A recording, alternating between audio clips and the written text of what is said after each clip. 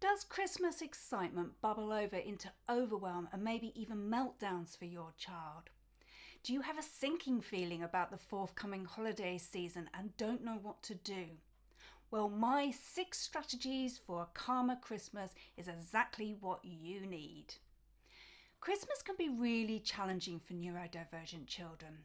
Autistic kids can suffer from sensory overwhelm due to all the lights and the noise and the people. And then for children who struggle with impulse control, all that waiting can be so tough on them. But with these 6 principles, you can have a calmer and possibly even magical Christmas for your family. So point 1 is about routines.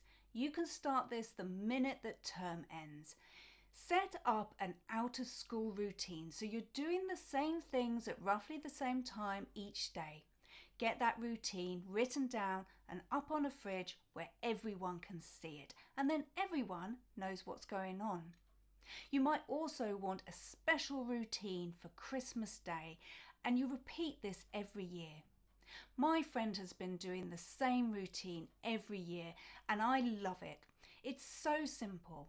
They basically get up, have their presents, go for a walk, have their Christmas dinner, go for another walk, then they watch the Julia Donaldson, which is on every year, and then the rest of the evening is just free time for people to do what they want.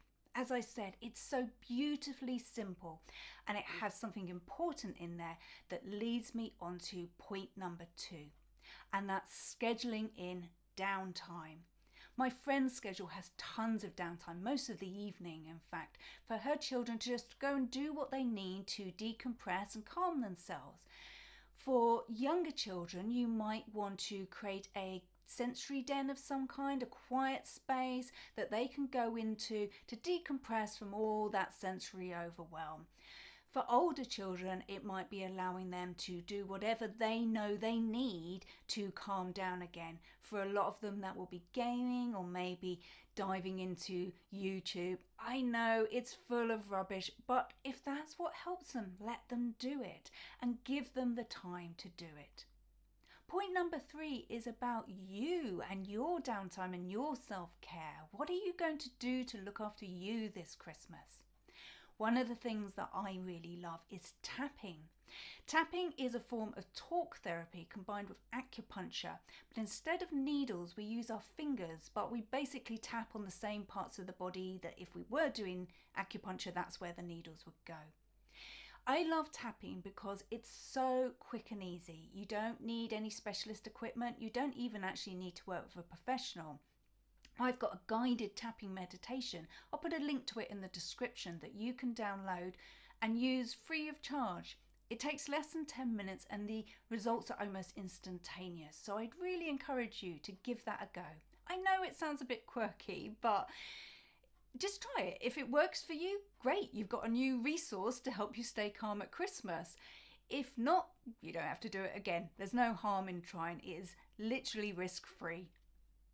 So that brings me on to point number 4, which is visits and visitors. This is obviously a really big thing at Christmas, having people over, going to visit people, but it can be really tough on our kids who may struggle with socializing.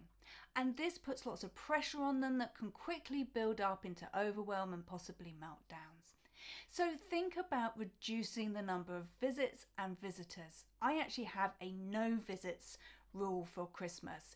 If I don't want anyone over my house and if I want to see someone, I tend to leave it till after the Christmas period where I know my daughter's just going to be calmer. If that's not going to work for you, if you have a lot of pressure on you to go and visit people, then think about how you can just keep it to a minimum. Maybe you just go and visit someone for a few hours, and that will greatly reduce the pressure on your kids. Point number 5 is presents. We all love presents, kids particularly, but actually too many presents can be overwhelming and cause a lot of stress and anxiety. I would recommend having one big present, one medium-sized present, and then maybe lots of smaller presents. And they don't all have to be opened on Christmas Day. Maybe have a few in the run-up to Christmas.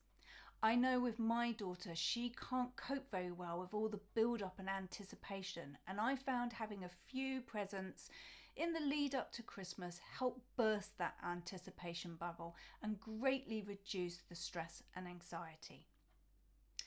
The next thing I want you to think about is Christmas dinner. Sometimes Christmas dinner can just be too much for neurodivergent children who may have issues with tastes and textures and just want something that's familiar and soothing to them. That might be turkey Twizzlers, that might be pizza. It's fine, just let them have it. Don't have a big fight about it. You can still have your Christmas dinner. They'll have what keeps them soothed and feeling safe. I also have been talking to quite a few parents recently about children who have gastrointestinal issues which are linked to stress and anxiety. If you have a child like that, I'd also recommend having a smaller Christmas dinner. I found in the last couple of years with my daughter, all the excitement and stress and tension with Christmas has linked in with her gastrointestinal issues. So we've had a little bit of a vomitorium on Christmas Day, and we had a chat about it this year, and we've agreed that we're just going to have a small Christmas dinner. I may not even get a whole bird.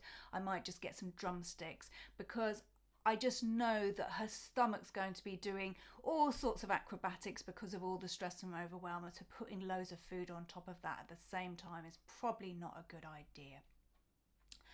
So point number 6 is our final point, and that is pick your battles. There are so many traditions linked to Christmas and so many shoulds. You should do this, you should do that. Let's try and let go of some of those. Create traditions that work for your family rather than what everyone else is doing or expecting of you.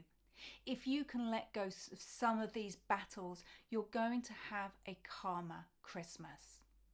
So I have tried all these strategies with my own daughter, who used to really struggle at Christmas time from about the beginning of September until literally Boxing Day. It was hell. And on Boxing Day, it was like someone just burst this bubble and we could all relax. But I found that using these strategies means that over the years, she's managing it much better now. We're having, there's tiredness at the moment, but there's not too much stress. She knows what's going on. We've discussed the Christmas Day routine. I'll get it up on the fridge closer to Christmas. She knows what's coming. When she knows there's not going to be loads of people coming over, which is helping her feel calm. We've scheduled some early opening of the presents, and that's really helping her too. We have much calmer Christmases than we used to, and I know you can do too by following these basic principles. So to recap, that is, think about routines, look after yourself, limit visits and visitors, and pick your battles. And so that all that leaves me to say is I hope you have a wonderful, calm, magical Christmas, and I'll see you in the new year.